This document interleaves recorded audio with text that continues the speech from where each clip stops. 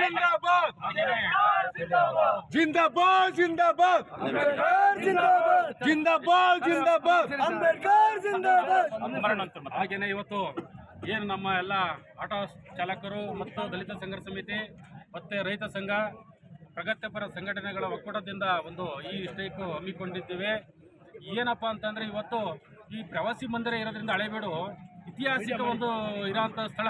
ಈ ಸ್ಥಳದಲ್ಲಿ ಒಬ್ಬ ಮನುಷ್ಯ 3 ವರ್ಷದಿಂದ ಅವ್ರಿಗೆ ಹೇಳ್ತಲಿದ್ದೀವಿ ನಾವು ಕೆಲಸ ಮಾಡಿ ಮನೆಯೆಲ್ಲ ಫೋನ್ ಮಾಡಿ 15 ದಿನ ಆಯಿತು ಫೋನ್ ಮಾಡಿ ಕೆಲಸ ಮಾಡ್ತೀವಿ ಮುಗಿಸ್ತೀವಿ ಅಂತಾರೆ. ಇದುವರೆಗೂ ಸಹ AW ಬಂದಿಲ್ಲ. MLA ಇದ್ರ ಬಗ್ಗೆ ಕಾಳಜಿ ವಹಿಸಿಲ್ಲ.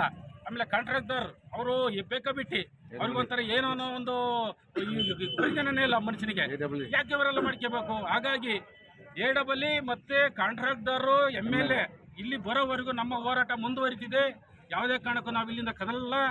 ನಮ್ಮ ಭರವಸೆ ಈಡೇರಿಸಬೇಕು. ಇವತ್ತು ಯಾವುದೇ ಕಾರಣಕ್ಕೂ ನಾವು ಬಿಡೋದಿಲ್ಲ. ಯಾಕಪ್ಪ ಅಂತಂದ್ರೆ ಇಲ್ಲಿ ಸಾರ್ವಜನಿಕರಿಗೆ ಭಾರಿ ತೊಂದರೆ ಆಗ್ತಿದೆ.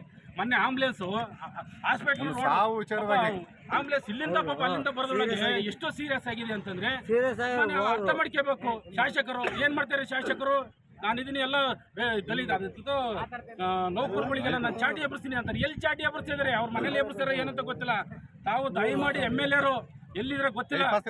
ನನಗೇನು MLA ಕಾಣೆ ಇದ್ರೆ ಅನ್ಸುತ್ತೆ ತಾಲೂಕಲ್ಲಿ. ಇದುವರೆಗೂ MLA ಮುಖನೇ ನೋಡಿಲ್ಲ. ತಾವು ದಯಮಾಡಿ MLA ಅವ್ರಿಗೆ ಸ್ಥಳಕ್ಕೆ ಬಂದು ಭರವಸೆ ಕೊಡಬೇಕು. AW ಬರಬೇಕು, ಕಾಂಟ್ರಾಕ್ಟ್ ತರಬೇಕು. ಅಲ್ಲಿವರೆಗೂ ನಾವು ಯಾವುದೇ ಕಾರಣಕ್ಕೆ ಇಲ್ಲಿಂದ ಕದಲಲ್ಲ. ಇದರೊಳಗೆ ಇಲ್ಲಿಂದ ಮಾಡ್ತೀವಿ.